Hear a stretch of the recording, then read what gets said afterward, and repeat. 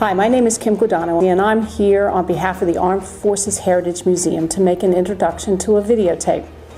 Now you ask yourself, why is it so important to do an introduction like this? Well, we all know it's been about 40 years since the end of the Vietnam War, about 70 years before the end of World War II, and unfortunately people are already beginning to forget the sacrifices so that we could all sit here a free and open and transparent society. So I'm here as a representative of the 430,000 veterans we have in New Jersey, and also, quite frankly, as the proud mom of a future veteran who just graduated from the Air Force Academy, to introduce an incredible story about a hero that would otherwise go unsung without this videotape. And that hero is Howard Brooks. Back in World War II, everybody must know by now about the USS Houston. It went down in the waters of Asia. On that ship was a young Navy man by the name of Howard Brooks. He went into the waters. He was shot at by the Japanese. He's going to tell you his story about how he was captured by the Japanese and spent 3.5 years in an internment camp building the now famous bridge over the River Kwai. It's a story that you have to hear to believe. It's a story that I'm glad the Armed Forces Heritage Museum is going to preserve forever, because if we ever forget the story of Howard Brooks and the people like him, we will forget how it is we can all sit here a free and open society. So thank you to the Armed Forces Heritage Museum, but more importantly, thank you to Howard Brooks, his family, and all of the Howard Brooks in this world who make us the best and the greatest country in the world.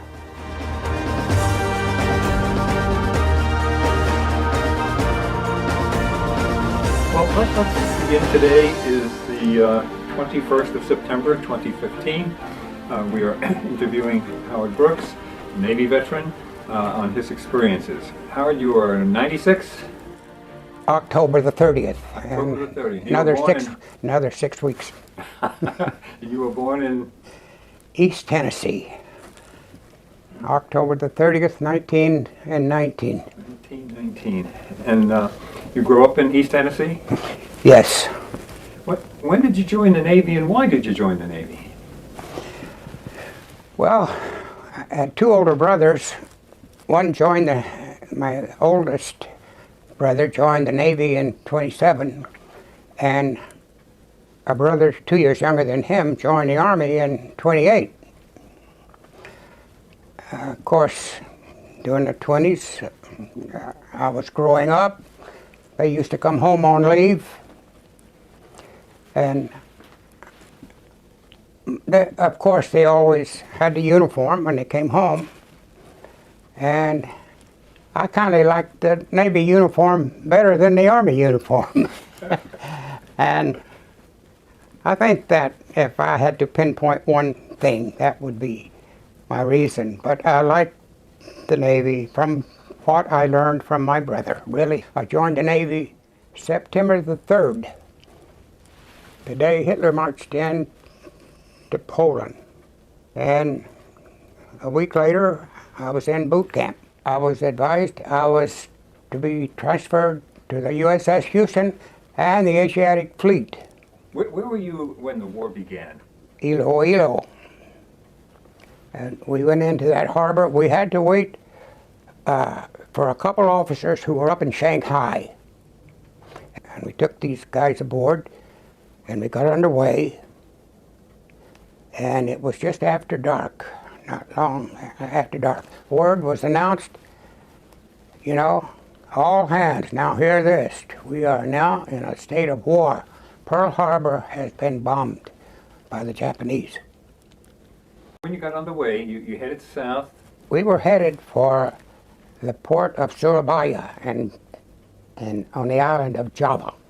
I remember as we approached Borneo, you go through, it's called Malacca Straits. We were instructed to go down to Darwin, Australia. And our duty was to convoy ships back up to Java. Okay. When did you encounter the Japanese initially? Our first contact with Japanese was February the 4th. I remember at about 9 o'clock in the morning, we counted at least 45 planes. Some of us We liked to go out on the deck and watch. All we had to do was go up one ladder, and we watched the aircraft, anti-aircraft guns. These were dive bombers? No, they were two-engine Bettys. Bettys. Okay. They were two-engine Bettys. Our damage control officer called. He said, "I need 2 electricians. The number 8 gun ammunition hoist, they're having trouble." So me and another electrician, he says, go check on this. And while we were checking on that hoist, we heard a bomb hit us. We could feel the concussion and the noise it made. We found out later that whole damage control party was wiped out, except me and this other guy. And if we hadn't been up to this repair, we would have been with them. That was the 4th of February, and that was our first action. We were bombed 2 or 3 times after that, but we were never hit. 27th in the morning, we met the Japanese Navy at sea. It's just north, just out of Surabaya, north into the Java Sea. It lasted, way late in the afternoon. And during that time, one of the British ships, the Exeter, was badly damaged. Dutch ships, they were sunk. My ship and the Perth were the only 2 ships that were still in the formation at all. So we cruised to the western end of Java. We went into the harbor and tied up. Well, a little after dark, we got underway. We were going to make an effort to go through the Sunda Straits between Java and Sumatra into the Indian Ocean and try to get to Australia. And the Perth was firing at some vessel. They were firing at a Japanese destroyer, which they had met. And the next thing we knew, we were in the middle of a landing force. All I saw that night was Japanese destroyers. I think for a whole solid hour, we were firing at everything we had on the ship. The only thing we had left was star shells. And we were firing point-blank star shells at Japanese destroyers. Their planes, their SLCs that looked just like ours, were flying over us just like it was daylight. We lasted for almost an hour. But the Perth was sunk about 20 minutes before we were. And their destroyers were so close to us that we could see the ship very clearly. We could see sailors on the ships. And we had taken torpedoes on the starboard side, and we had a big list. The captain announced, "Abandoned ship." I went over and into the harbor, into the water. There was a raft close by, and it was loaded with severely injured guys. So I just caught a hold to the side. To this day, it's hard to believe that it would be done, but those destroyers, those Japanese destroyers, were firing right into the water, right into the guys. You know, and I know a lot of them were killed. Now, our crew was supposed to be 1,100, but we were short, and I think we had 1,068, a number I've always heard. But there was over 700 of those went down with the ship. Perth had about the same percentage of survivors. But I hung on to this life raft, and the next day the Japanese came along in small boats and picked up guys. They came by my raft they looked in it and saw all these injured guys. And, you know, we could see they motioned, keep going, you know, and they didn't bother us. And they did that 2 or 3 times during the day. And I stayed 2 nights in the water. But finally, we got into the beach with that raft. And we just laid there and went sound asleep. Anyway, the next morning, a group of natives were standing around looking. You know, they gave us, I remember they had coconuts and their knives. They gave us coconut water. And we drank that. And finally, they said, Dutch. We see the Dutch army. So we went walking. We hadn't gone far, but this truck coming up the road toward us. It got close. 2 guys were standing in the back and they holding this flag with the big red dot in it. So they took us right to the Japanese truck. We were not Dutch. Anyway, they called it the bicycle camp. It had been an old Dutch army place with a group that had bicycles. So stayed there. Stayed there for about a couple months. We still had what we had when we left the ship. No shoes. I didn't get shoes until after we left Singapore. They hadn't been giving us too much food. And everything they did give us, it was just plain rice, and they made throw some vegetables in it. But that was 3 times a day. It turned out to be that's all we had for the rest of the 3.5 years, rice and soup for 3 times a day. But we were there for a couple months, and they put us on a ship. We went up the Bay of Bengal, up toward Rangoon.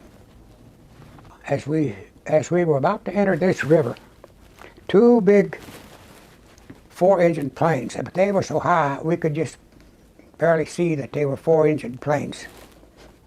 And they were firing at these planes, but we were looking and they weren't even reaching the planes. But it was encouraging for us to see allies, you know. So they took us into Moulmein, and that was the beginning of the railroad. I know for the first several weeks, all we did was dig, remove that, pile it up. The railroad was laid out, and there were stakes in the ground and lines drawn.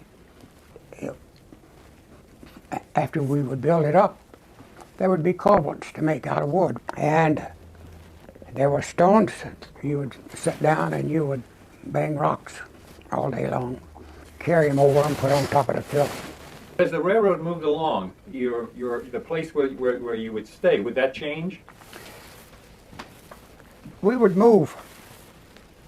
It started, we started at like 5-kilo camp, then 15-kilo camp, and then 20-kilo camp. But you would leapfrog over each other. It seemed sometimes you'd work at a place only a couple weeks. Then you'd walk for half a day the next day, or maybe all day. They always had natives who made these bamboo barracks that we lived in. You had your little mat, you lay on that. And if you were lucky, you had a blanket to lay on that. When would you start? Typical day, we would get up with daylight. Yeah. And the cooks would have the great big pot.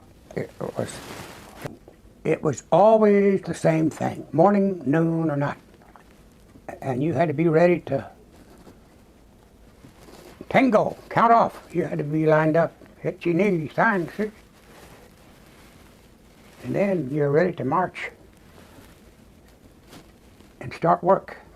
At noontime, they'd yell out, you know, stop, you know. They knew a few words, stop, work,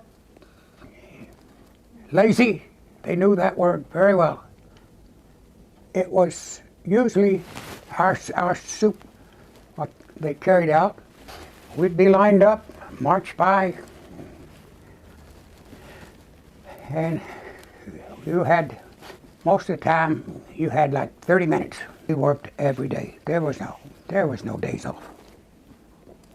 But working down through the jungle, when we built a railroad along a cliff, the cliff was one side of it, oh, you worked for days just making a place to anchor the cliff side.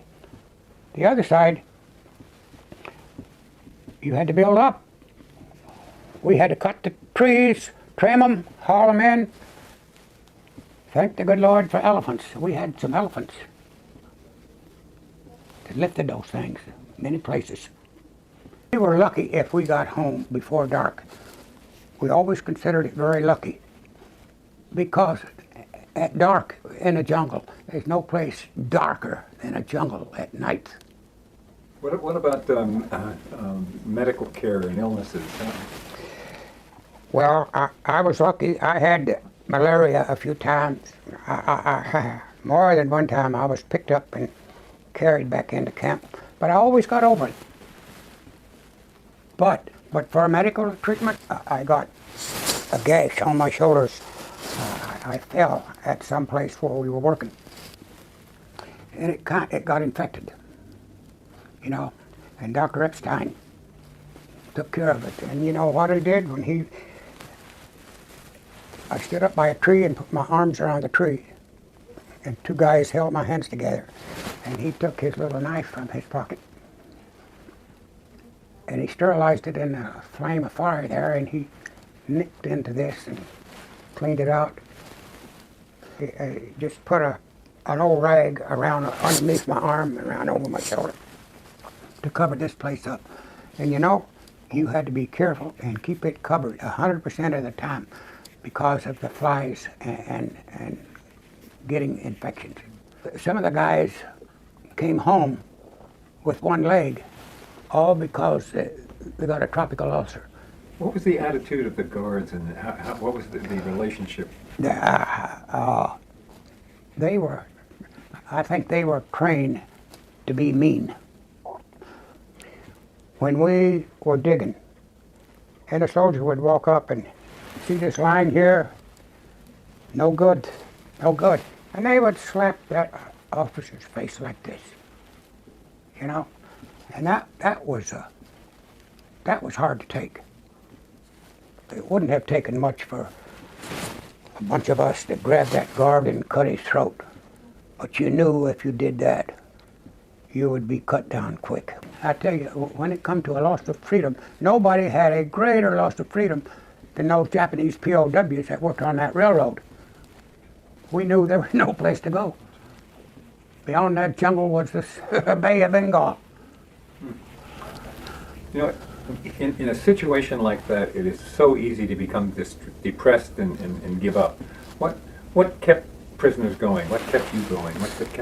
Because you were there a long time. In my mind, always, it's not going to be long. They're going to come. It's going to come to an end. And instead of all those Japanese we see out there, there's going to be American soldiers. We knew that there was going to be end to it. Now, we got news from time to time. I don't know to this day. I know that we had a radio in camp and we got some news. We knew that this is going to be over soon. Maybe not tomorrow or the next day. But we knew that it had to be. We knew that was the scheme from the beginning. That they're going to lose some way or the other. And that gave us hope. When you finally, the railroad was finished and they were gone, what happened then? When we got to the end of the railroad, where the bridge on the River Kwai was, we heard that they're taking groups, train loads every day, down the peninsula to Singapore. They're going on ships to Japan. A British officer was in charge of us. And he says, well, it looks like we're not going to Singapore. They say that we're going to go over to Saigon Harbor. When we arrived into that harbor, and as we were disembarking from this riverboat, there were carrier planes from an American carrier out in the South China Sea. When they started to come over as we disembarked.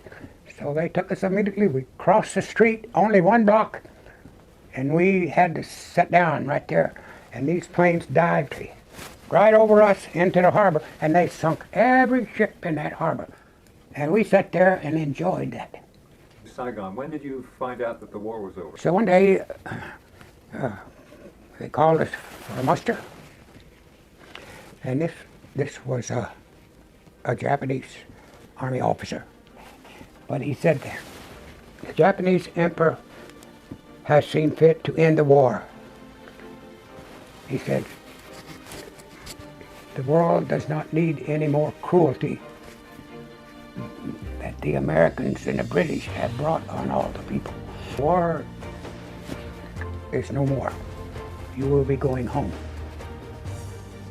You know, when he left, we were in the camp, we never seen another Japanese of any kind anymore. But that day, a big 4-engine plane came in. It wasn't real low, but you could see it good, you know. But they dropped some fairly big things onto the airport. The airport was not far out from the city.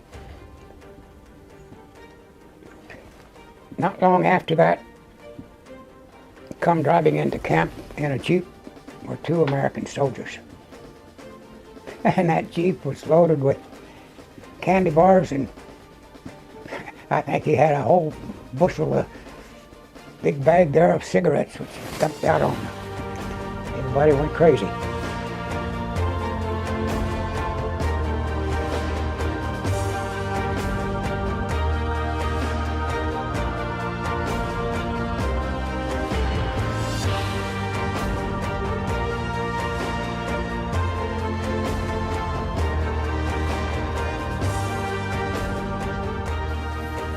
You have given us a absolutely wonderful memoir of the cruise at Houston and what it was like to be a prisoner of war and to serve valiantly in the Navy. And Howard, all I can say is we are very proud of you. You are, men like you, you know, they use the phrase "greatest generation." I think you put great in greatest generation. Yeah. Thank you.